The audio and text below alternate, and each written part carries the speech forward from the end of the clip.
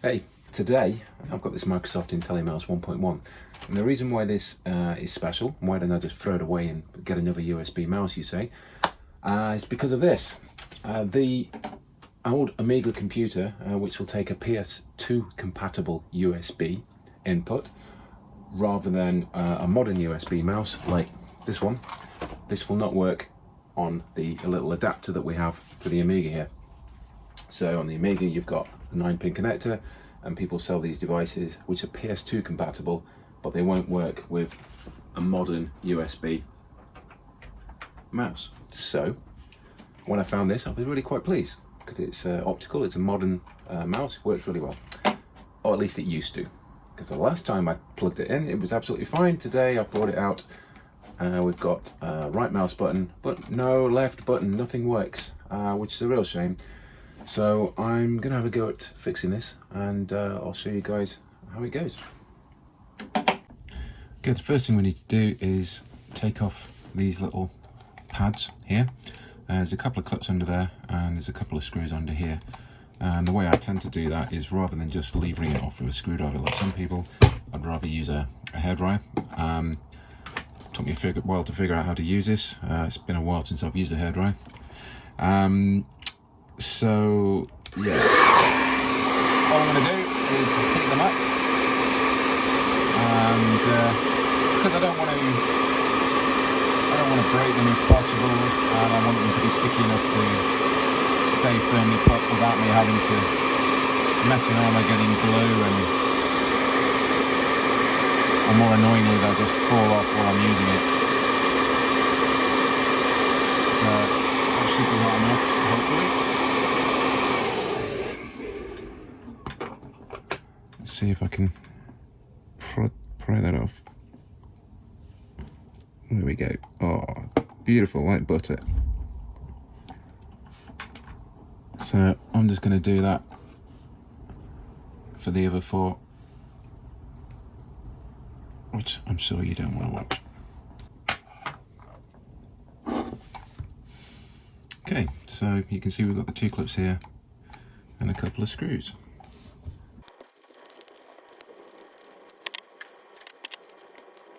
Oh, don't you hate doing these kind of things?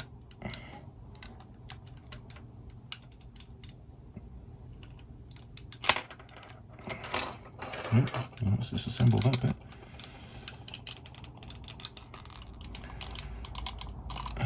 I'm going to go get myself a fatter screwdriver, because I've got to make sure I don't stab my finger or anything, because we're still in lockdown. With the whole coronavirus thing going on. So what I don't want to do is get anywhere near the hospital. It's just not worth it for fixing a mouse. Okay, that's kind of off now. Oh, that was much easier.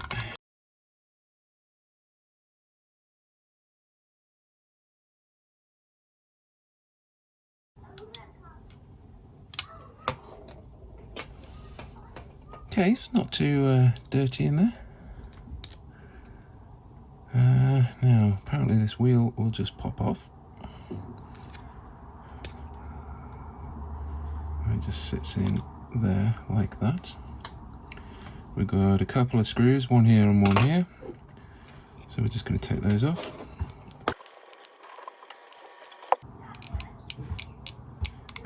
So I can see there's also some clips here as well. So it's like you're going to need 3 pairs of hands to do this.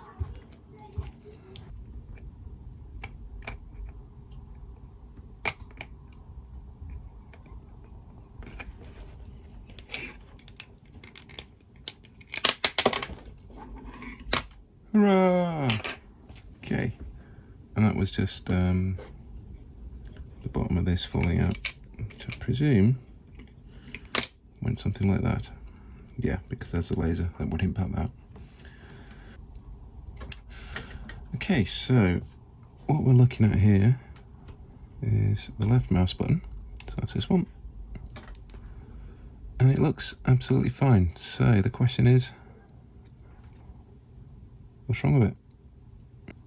what I want to do is just see if I short that, whether that'll actually make a left click. Stick it on there like that, and see if I can get it to work. Get it to move on the screen. Right mouse button works. Oh, left mouse button's working. Maybe it was just some dirt or fluff or something.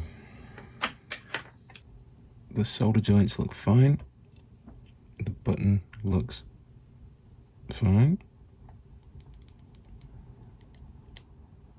There's no discernible difference between them.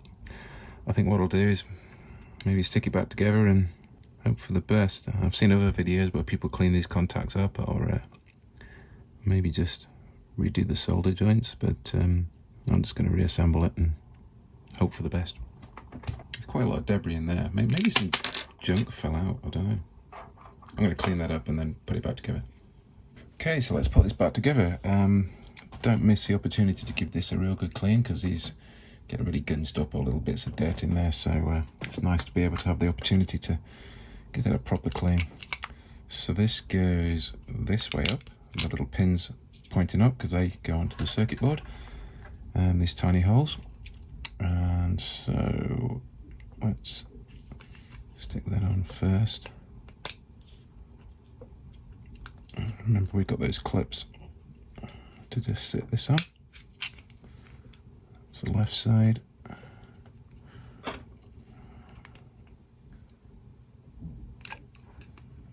And the right side won't go down. There we go.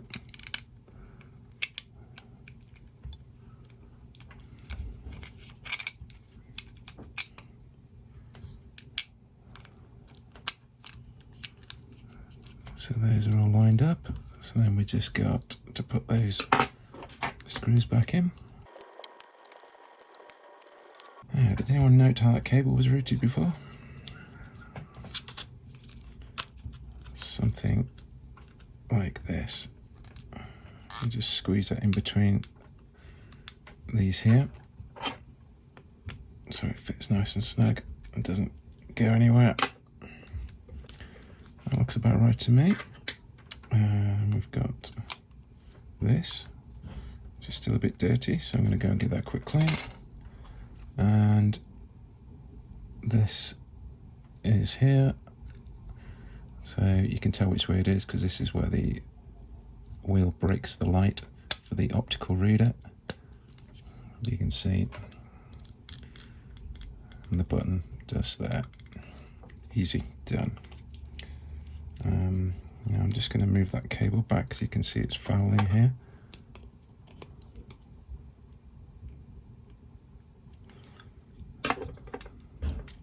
That's better. That all seems fine. So before I reassemble it, I'm just going to plug it back in again. Make sure it's still working.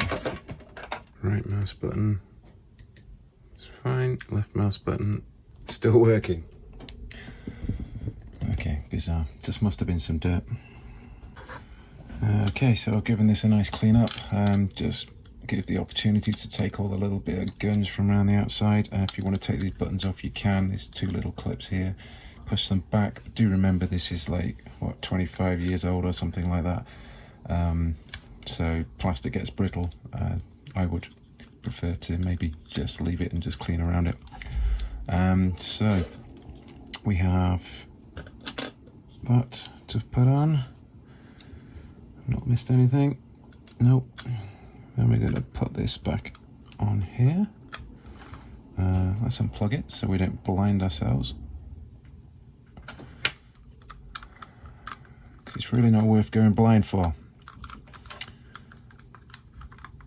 So just be careful with squeezing these tabs on. We don't want any breakages. Just make sure it's seated right first, which it doesn't seem to be at the back here. Seems to be fouling the cable a bit. Just in this corner here. Push that out a little bit.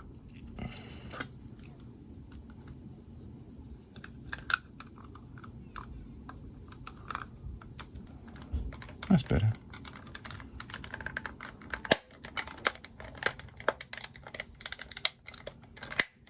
Okay, so those are clips on. And that all seems pretty snug. So let's get those screws back in. No need to go too tight, but you can feel when it's gone tight enough. So what you don't want to do is over tighten it and then break the plastic. So let's get these feet back on. These are still pretty sticky. Actually, you know what I'm going to do? I'm going to clean that up because that's got some gunge around it as well. It'll be almost as new with the exception of the horrible yellowing, which always seems to happen on these mice. They must have used a different plastic for the buttons as they did on the actual bodies.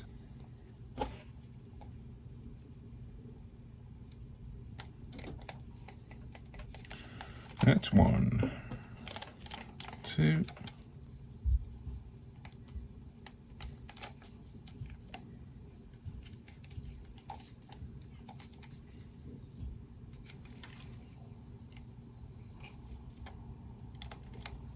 So there we have it.